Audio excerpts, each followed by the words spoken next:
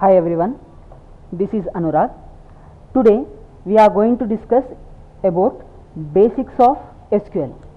So first of all, let us see what is meant by SQL. That is structured query language.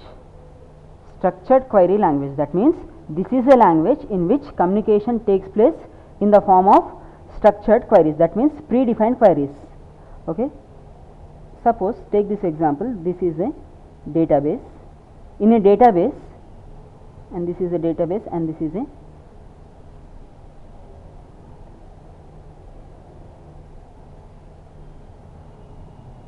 a database, and this is a user. A user want to store some data in the database, and also user want to retrieve some data from the database. For this communication between user and the database is essential. That communication between the user and the database is provided by some language called as SQL. If a user want to communicate with the database, there exists two steps. First thing, user should connect to the database, whereas, and second step, user should communicate with the database.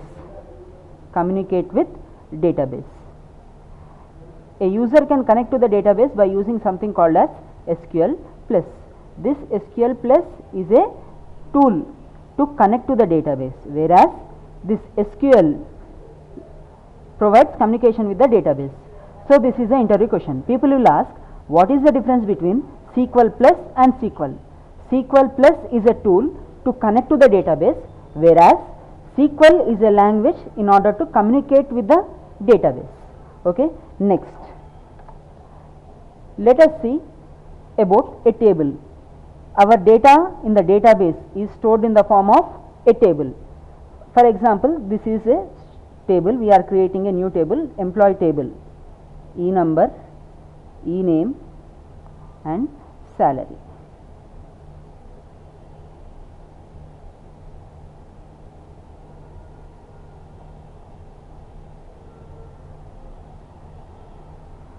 And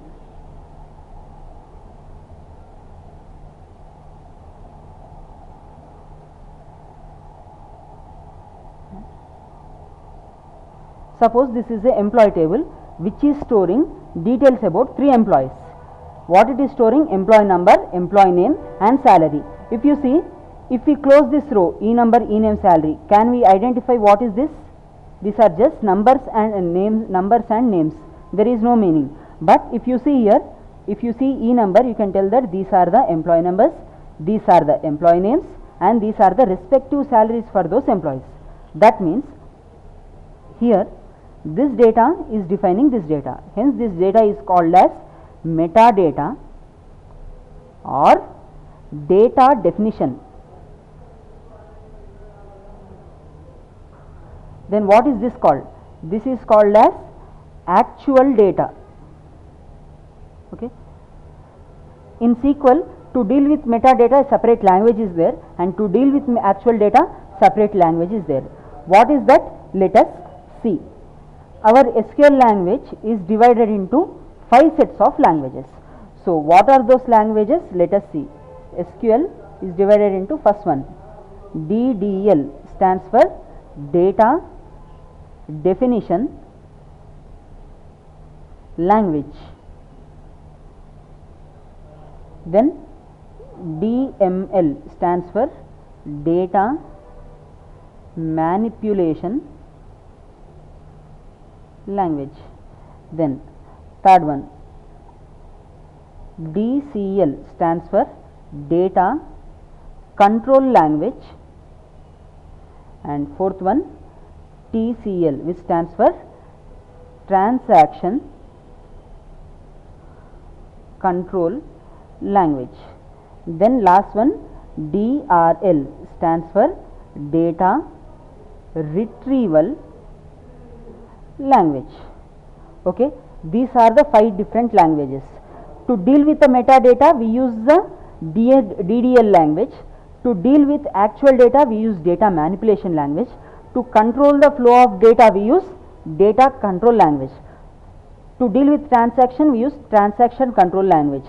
Next one, data retrieval language. That means if you want to retrieve the data present in a database, we use the DRL commands, DRL language commands. Okay, let us see the brief structure of this. Okay, this SQL languages. Our SQL is divided into 5 languages: DDL, DML, DCL, TCL and DRL. Here DDL stands for data definition language. The commands of DDL are create, alter, rename, drop and truncate. Alter is also divided into 4. Add, that means in alter we have 4 commands: add, modify, rename and drop. The drop is also having 2 things: normal drop and purge drop. And then DML commands are insert, update, delete. DCL commands are grant, revoke. We will see each and everything about these commands in detail. Now let us first see that what are the commands present in each language: commit, rollback, save point and also in this select. In DRL language only one command is there, that is select. In select also there are 3 things we can do: all, projection and join. Okay, all, projection and join. So we will see what are these languages. First of all we will see with DDL. What is mean by this? How we can use this DDL commands. Okay. Okay. So let us see DDL commands. In that, create, alter, rename, drop, truncate. In this, add, modify, rename, drop. In this, normal drop and purge drop. So if you see, DDL commands are used to deal with metadata. That means if you want to create a table, create a user, create columns in the table, do anything with this metadata, we use DDL commands only. For example, take this. If you want to create a employee table, first of all think that to create this table we use the create command. Create command. Okay, ename and salary, for example. Suppose this is our employee table. So how to create a table, we will see the syntax also. So create is used to create this table. Alter, that means if you want to add a particular row to this column, for that we use alter command add. To change the data type or anything related to this column, we use alter modify. For example, this column name is e-number. I want to change this e-number column to e-id. That can be possible by using alter command rename. Then drop. If you want to drop this entire column, this one, if you want to drop this column, we use alter drop. Now what is the difference between this rename and this rename? This rename which is used with alter is used to rename the column, whereas the rename command is used to rename the entire table. Then what is the difference between this drop and this drop? This drop is used to drop a particular row, whereas this drop, this one, is used to drop the entire table. Okay, that drop is also of 2 types: normal drop, purge drop. Normal drop means if you drop the table, it will be stored in the recycle bin. From that we can get back by using flashback table, which is used in Oracle database. Okay, drop and purge. That means if you drop a table by using purge option, you cannot get back the table. There is several methods how to get back also, that we will see in our later sessions. Truncate. Suppose think that some data is there in this table. When you give truncate a table, what will happen? It will flush out all the actual data, leaving behind metadata. That means the structure of the table remains the same, but the actual data, entire actual data will be flushed out. This is DDL commands. Now next one, let us see DML commands. If you see, all these commands are dealing with metadata only. Now we will see DML commands. Those are insert, update and delete. For example, let us take a small example.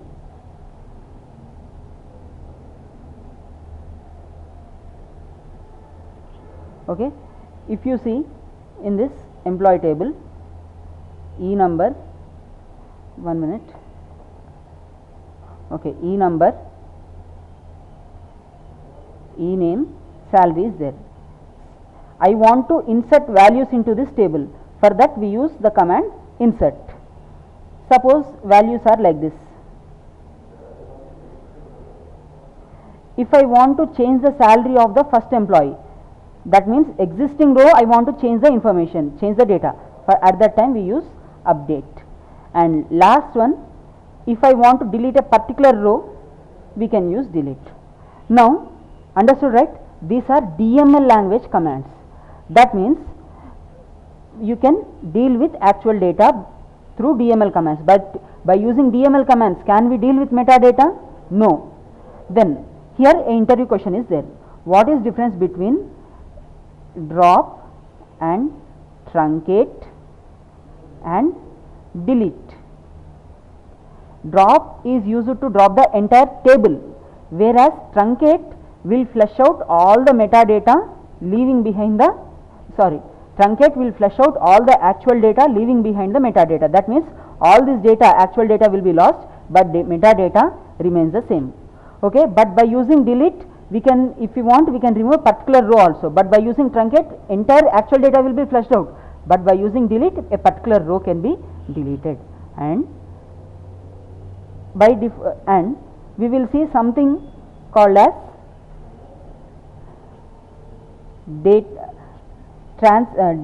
transaction, 1 minute, transaction control language. In that 3 commands are there: commit,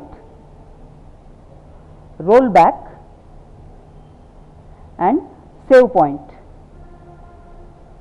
Okay, commit, for example, a person salary, a employee salary is 5,000. I want to update the salary from 5,000 to 6,000. I have updated the salary, but what happened after that? Power failure occurred and system was closed. When the system is restarted, what data we can use, 5,000 or 6,000?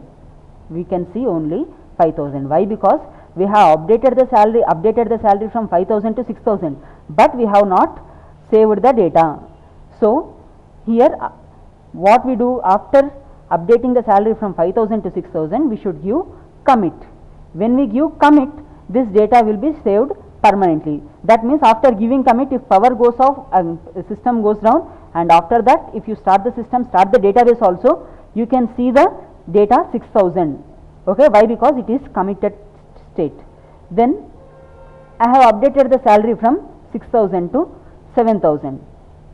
If I give rollback, what will happen?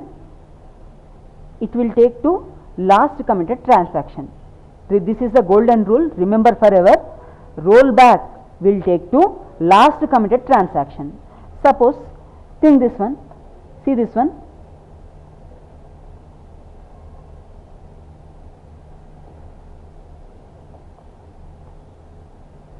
I have salary is 6,000, I will update this salary to 7,000. Then I will update the salary to 8,000. Okay, that means if I give commit when the salary is 8,000, if I give commit, this 8,000 salary will be saved permanently. If I give rollback, it will take to last committed transaction. But I don't want to do both things. I want to go to the salary, 7,000 salary. How can I go? We cannot go. Why? Because committed transaction is 6,000. If I give commit here, 8,000 will be saved permanently. If I give rollback, it will take to 6,000. So what I will do, I will, when salary is 7,000, I will save this as save point S1. Then when salary is 8,000, I will save this as save point S2. Then I will update the salary to 9,000. That means if I give here roll back to S2, it will take to S2 save point transaction. That means we can go back to 8,000 if I give the command roll back to S2. If I give roll back to S1, I can go to 7,000. Okay. Instead of that, if I just give 1 minute,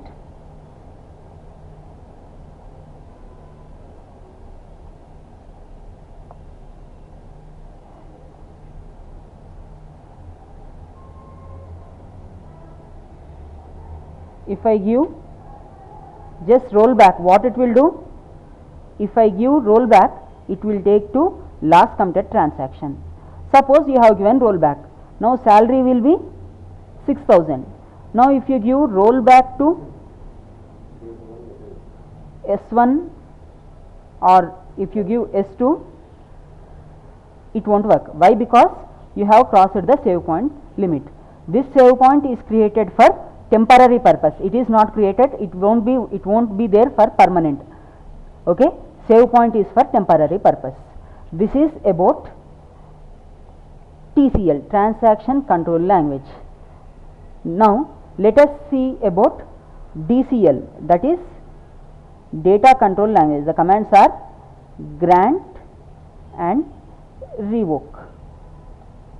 Okay, if you want to grant, if you want to give privileges to a user, we use the command grant.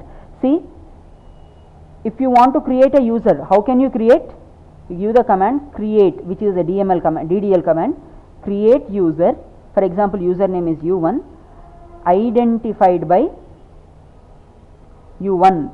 That means here first U1 is username, whereas this U1 is password. Can I give different password other than username? Yes, you can give username different, password different, but for our convenience purpose I have given same password as the username. By default, this is also an interview question. Whenever a user is created, how many privileges will be granted to that user? By default 0. No privilege will be given to that user when it is created.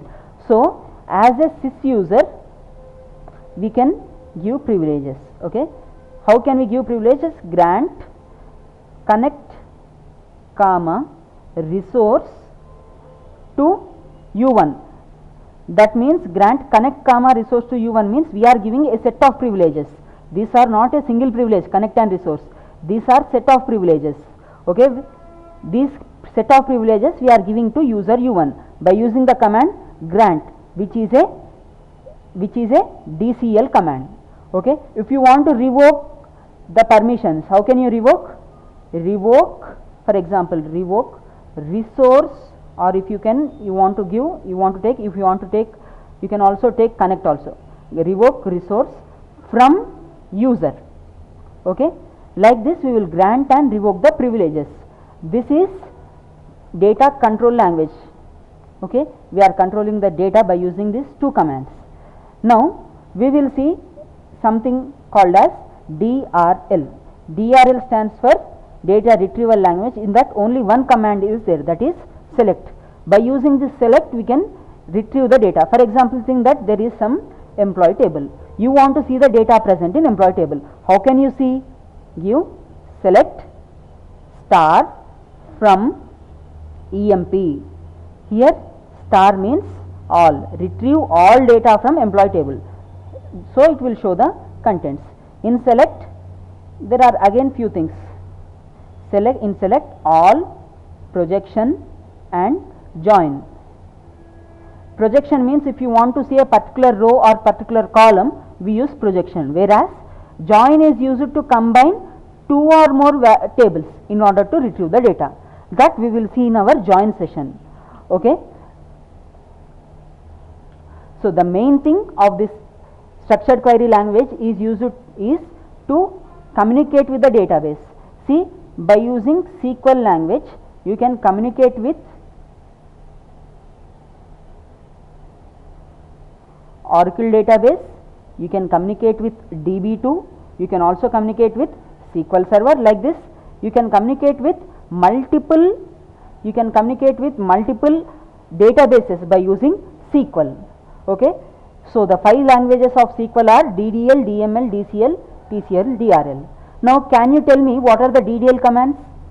Not exactly. We will tell create, alter, insert. Okay, happens. So we use several keywords to remember all the DDL commands. For example, just like our invitation card, postcard, there is some more card as card T. Here C means create, A means alter, R means rename, D means drop, T means truncate. Okay. By using this keyword card T, we can remember all the keywords. Okay. Card T, create, alter, rename, drop, truncate. Here there is no insert. So we cannot forget the DML commands by using this keyword. Similarly, we use one more keyword called as UID, just like a shortcut for user ID. What is this UID? UID stands for update, insert and delete. Okay, update, insert, delete. By using this small keyword, we can remember all the DML commands. Insert, update, delete. These are DML commands, whereas card T is DDL commands. And one more thing, all DDL commands that is card T, create, alter, rename are auto committed. That means there is no need for us to give commit. Automatically these values are committed. But for DML commands, we should give commit. If you don't give commit, it will go back to last committed transaction. That means they are rolled back. So this is about a brief introduction to structured query language. Okay, just a minute.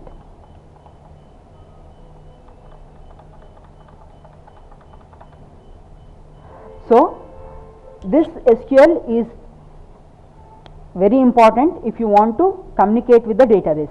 See, as a database administrator, you can store the you can retrieve the data and you can store the data by using the commands, and also we will perform backups and recoveries and also several other tasks if and from the database. We can do all these activities if and only if we communicate with the database. Okay. How to communicate with the database? By using SQL language. Okay. Hope you enjoyed the session. Thanks. Okay. Our session is completed. We will meet in our next session. Okay. That is operators and set operators.